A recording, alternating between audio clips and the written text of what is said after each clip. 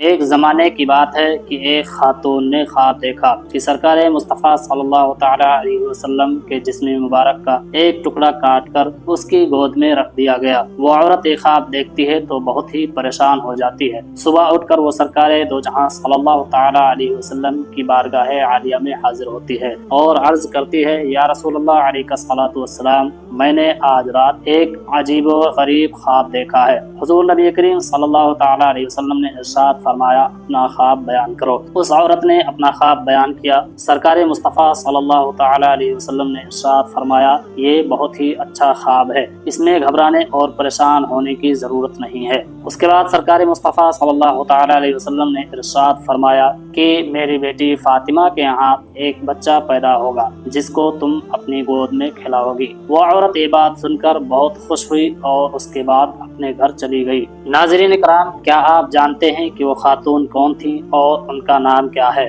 اگر آپ جانتے ہیں تو نام ان کا کمنٹ میں ضرور لکھیں۔ ان کا نام حضرت ام الفضل رضی اللہ تعالی عنہا ہے، جو کہ حضرت عباس رضی اللہ تعالیٰ عنہ کی زوجہ محترمہ ہیں۔